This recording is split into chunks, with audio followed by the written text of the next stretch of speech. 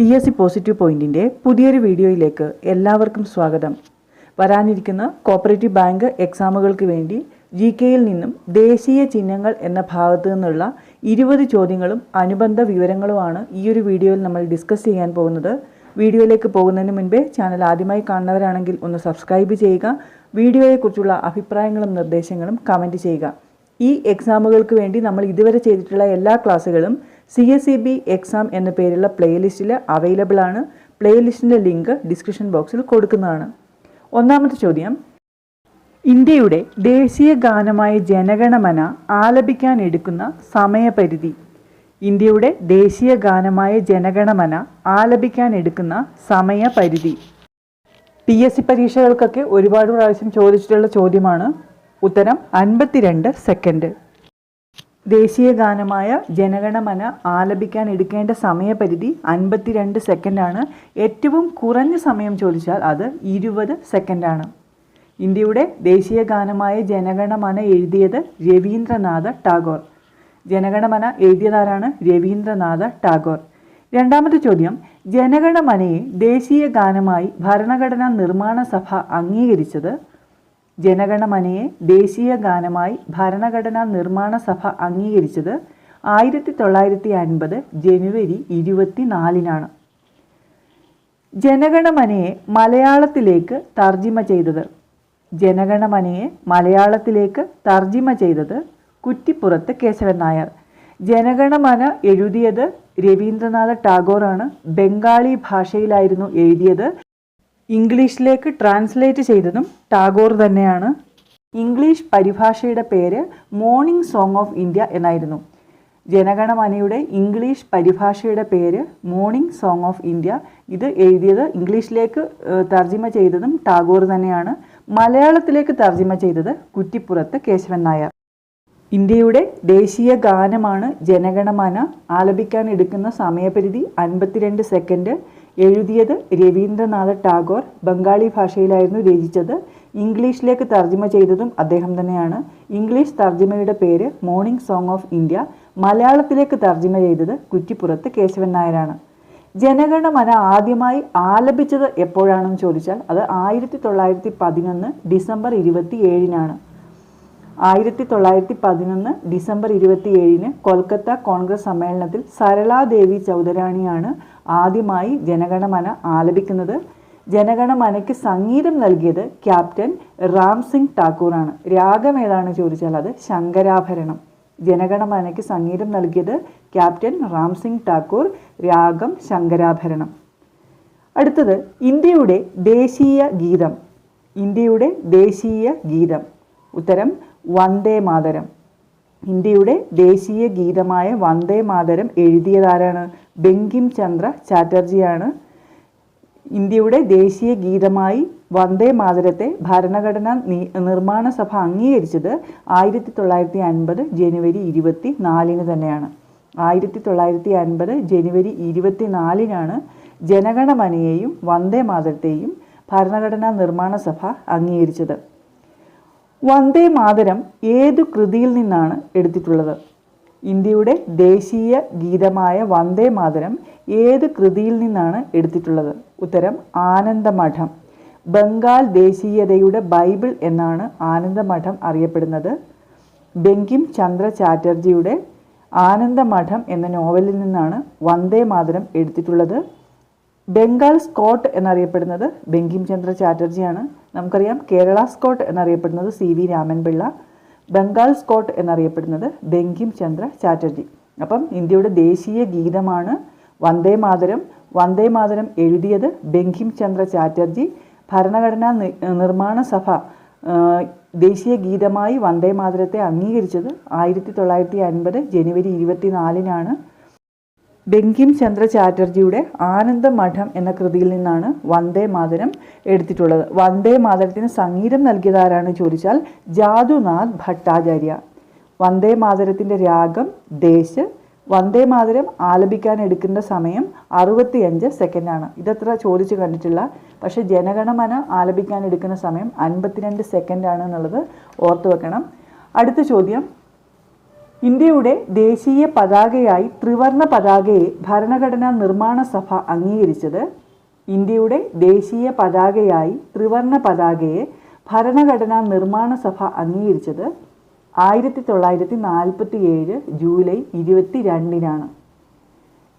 ഇന്ത്യയുടെ ദേശീയ പതാകയുടെ ശില്പി പിംഗലി വെങ്കയ്യ. ഇമ്പോർട്ടൻ്റ് ആണ്. ദേശീയ പതാകയുടെ ശില്പി പിംഗലി വെങ്കയ്യ.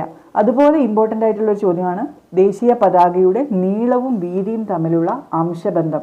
അത് 3:2 ആണ്. നീളമാണ് കൂടുതൽ, നീളവും വീതിയും 3:2. എന്നാൽ വീതിയും നീളവും ചോദിക്കുകയാണെങ്കിൽ 2:3 ആണ്. ദേശീയ പതാകയുടെ നീളവും വീതിയും തമ്മിലുള്ള അംശബന്ധം 3:2. അടുത്തത് ത്രിവർണ പതാകയിലെ ധർമ്മചക്രം സ്വീകരിച്ചിരിക്കുന്നത് എവിടെ നിന്ന്? ത്രിവർണ പതാകയിലെ ധർമ്മചക്രം സ്വീകരിച്ചിരിക്കുന്നത് സാരാനാഥിലുള്ള അശോക സ്തംഭത്തിൽ നിന്നാണ്. സാരാനാഥ് ഉത്തർപ്രദേശിലാണ്. ഉത്തർപ്രദേശിലെ സാരാനാഥിലുള്ള അശോക സ്തംഭത്തിൽ നിന്നാണ് ധർമ്മചക്രം സ്വീകരിച്ചിരിക്കുന്നത്. അശോക ചക്രത്തിൻ്റെ നിറം നാവിക നീലയാണ്. അശോക ചക്രത്തിലെ ആരക്കാലുകളുടെ എണ്ണം ഒരു പ്രീവിയസ് ക്വസ്റ്റ്യൻ ആണ് CSEB ജൂനിയർ ക്ലർക്കിൻ്റെ. എത്രയാണ്? 24. അശോക ചക്രത്തിൻ്റെ നിറം നാവിക നീല. എത്ര ആരക്കാലുകൾ ഉണ്ട് ചോദിച്ചാൽ അത് ഉത്തരം 24. അപ്പം ഇന്ത്യൻ ദേശീയ പതാകയുടെ നീളവും വീതിയും തമ്മിലുള്ള അംശബന്ധം 3:2 ആണ്. ദേശീയ പതാകയുടെ ശില്പി പിംഗലി വെങ്കയ്യ. ത്രിവർണ പതാകയെ ദേശീയ പതാകയായി ഭരണഘടനാ നിർമ്മാണ സഭ അംഗീകരിച്ചത് 1947 ജൂലൈ 22-നാണ്. ത്രിവർണ പതാകയിലെ ധർമ്മചക്രം സ്വീകരിച്ചിരിക്കുന്നത് ഉത്തർപ്രദേശിലെ സാരാനാഥിലുള്ള അശോക സ്തംഭത്തിൽ നിന്നുമാണ്. അശോക ചക്രത്തിൻ്റെ നിറം നാവിക നീല. 24 ആരക്കാലുകളാണ് അശോക ചക്രത്തിനുള്ളത്. അടുത്തത് ഇന്ത്യയുടെ ദേശീയ മുദ്രയായ സിംഹമുദ്രയെ ഭരണഘടനാ നിർമ്മാണ സഭ അംഗീകരിച്ചത്. ഉത്തരം 1950 ജനുവരി 26. 1950 ജനുവരി 26-നാണ് ദേശീയ മുദ്രയായി സിംഹമുദ്രയെ അംഗീകരിച്ചത്. സിംഹമുദ്രയിൽ ആലേഖനം ചെയ്യപ്പെട്ടിട്ടുള്ള ആപ്തവാക്യം ഏതാണെന്ന് ചോദിക്കാറുണ്ട്. അത് സത്യമേവ ജയതേ. ദേശീയ മുദ്രയായിട്ടുള്ള സിംഹമുദ്രയിൽ ആലേഖനം ചെയ്യപ്പെട്ടിരിക്കുന്ന ആപ്തവാക്യം സത്യമേവ ജയതേ. ഇത് ഏത് ലിപിയിലാണെന്ന് ചോദിച്ചാൽ ഉത്തരം ദേവനാഗരി ലിപിയിലാണ്. ഏത് ഉപനിഷത്തിൽ നിന്ന് എടുത്തതാണ് ചോദിച്ചാൽ ഉത്തരം മുണ്ടകോപനിഷത്ത്. ദേശീയ മുദ്രയായ സിംഹമുദ്ര രൂപകൽപ്പന ചെയ്ത ആളാണ് ദീനാനാഥ് ഭാർഗവ. ദേശീയ മുദ്ര രൂപകൽപ്പന ചെയ്തത് ദീനാനാഥ് ഭാർഗവ. അടുത്തത് ഇന്ത്യയുടെ ദേശീയ മൃഗം. ഉത്തരം ബംഗാൾ കടുവ. പാന്തേറ ടൈഗ്രിസ് എന്നാണ് കടുവയുടെ ശാസ്ത്രീയ നാമം. കടുവയെ ദേശീയ മൃഗമായി അംഗീകരിച്ചത് 1972-ലാണ്. ടൈഗർ പ്രോജക്റ്റ് തുടങ്ങിയത് 1973 ഏപ്രിൽ 1-നാണ്. അത് ജിം കോർബറ്റ് നാഷണൽ പാർക്കിലാണ് ആരംഭിച്ചത്. ദേശീയ മൃഗമായി കടുവയെ അംഗീകരിച്ചത് 1972-ലാണ്. കടുവയുടെ ശാസ്ത്രീയ നാമമാണ് പാന്തേറ ടൈഗ്രിസ്. ബംഗാൾ കടുവയാണ് ഇന്ത്യയുടെ ദേശീയ മൃഗം. അടുത്തത് അന്താരാഷ്ട്ര കടുവാ ദിനം. ഉത്തരം ജൂലൈ 29. അന്താരാഷ്ട്ര കടുവാ ദിനമാണ് ജൂലൈ 29. ഇന്ത്യയിൽ വെള്ളക്കടുവകൾക്ക് പേരുകേട്ട ദേശീയ ഉദ്യാനമാണ് ഒഡീഷയിലെ നന്ദൻകാനൻ ദേശീയ ഉദ്യാനം. ഇന്ത്യയിൽ വെള്ളക്കടുവകൾക്ക് പേരുകേട്ട ദേശീയ ഉദ്യാനം നന്ദൻകാനൻ നാഷണൽ പാർക്ക്. അത് ഒഡീഷയിലാണ്. അടുത്തത് ടൈഗർ സ്റ്റേറ്റ് എന്നറിയപ്പെടുന്നത് മധ്യപ്രദേശാണ്. ടൈഗർ മാൻ ഓഫ് ഇന്ത്യ എന്നറിയപ്പെടുന്നത് കൈലാഷ് സങ്കാല. ടൈഗർ സ്റ്റേറ്റ് എന്നറിയപ്പെടുന്നത് മധ്യപ്രദേശ്. ടൈഗർ സിറ്റി എന്നറിയപ്പെടുന്നത് നാഗ്പൂർ. അടുത്ത ചോദ്യം ദേശീയ പക്ഷിയായി മയിലിനെ അംഗീകരിച്ചത് 1963 ജനുവരി 31-നാണ്. ദേശീയ പക്ഷിയായ മയിലിൻ്റെ ശാസ്ത്രീയ നാമമാണ് പാവോ ക്രിസ്റ്റാറ്റസ്. 1963 ജനുവരി 31-നാണ് ദേശീയ പക്ഷിയായി മയിലിനെ അംഗീകരിച്ചത്. കേരളത്തിലെ മയിൽ സംരക്ഷണ കേന്ദ്രം. ഉത്തരം പാലക്കാട് ജില്ലയിലെ ചൂലന്നൂർ. ഇന്ത്യയിലെ തന്നെ ആദ്യത്തെ മയിൽ സംരക്ഷണ കേന്ദ്രമാണിത്. കേരളത്തിലെ പാലക്കാട് ജില്ലയിലുള്ള ചൂലന്നൂർ. അടുത്തത് ഇന്ത്യയുടെ ദേശീയ പുഷ്പം. ഇന്ത്യയുടെ ദേശീയ പുഷ്പം താമര. നെബുലോ ന്യൂസിഫറ എന്നതാണ് താമരയുടെ ശാസ്ത്രീയ നാമം. താമര ദേശീയ പുഷ്പമായിട്ടുള്ള 2 രാജ്യങ്ങളാണ് വിയറ്റ്നാം, ഈജിപ്റ്റ്. അപ്പം ഇന്ത്യ, വിയറ്റ്നാം, ഈജിപ്റ്റ് ഈ 3 രാജ്യങ്ങളുടെ ദേശീയ പുഷ്പമാണ് താമര. ഇന്ത്യയുടെ ദേശീയ വൃക്ഷം. ഉത്തരം അരയാൽ. ഇന്ത്യയുടെ ദേശീയ വൃക്ഷം അരയാൽ. അരയാലിൻ്റെ ശാസ്ത്രീയ നാമം ഫൈക്കസ് ബംഗാളൻസിസ്.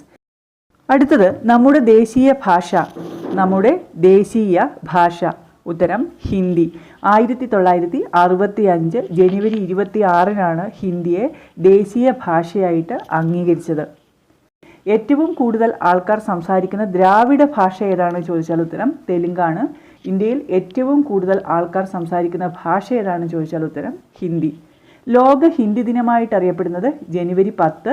ദേശീയ ഹിന്ദി ദിനം സെപ്റ്റംബർ 14. ലോക ഹിന്ദി ദിനമാണ് ജനുവരി 10. ദേശീയ ഹിന്ദി ദിനം സെപ്റ്റംബർ 14. അടുത്തത് ദേശീയ നദിയായി ഗംഗയെ പ്രഖ്യാപിച്ചത്. ദേശീയ നദിയായി ഗംഗയെ പ്രഖ്യാപിച്ചത് 2008 നവംബർ 4. ദേശീയ നദിയായി ഗംഗയെ പ്രഖ്യാപിച്ചത് 2008 നവംബർ 4. ദേശീയ ചിഹ്നങ്ങൾ എന്ന ടോപ്പിക്കിൽ നിന്നും തിരഞ്ഞെടുത്തിട്ടുള്ള 20 ചോദ്യങ്ങളും അനുബന്ധ വിവരങ്ങളുമാണ് ഈ ഒരു വീഡിയോയിൽ നമ്മൾ ഡിസ്കസ് ചെയ്ത് കഴിഞ്ഞത്. ഈ ഒരു വീഡിയോ നിങ്ങൾക്ക് ഉപകാരപ്രദമായി എങ്കിൽ ലൈക്ക് ചെയ്യുക, കമൻറ്റ് ചെയ്യുക. മറ്റ് പ്രധാനപ്പെട്ട ടോപ്പിക്കുകളുമായി നമുക്ക് അടുത്ത വീഡിയോയിൽ കാണാം.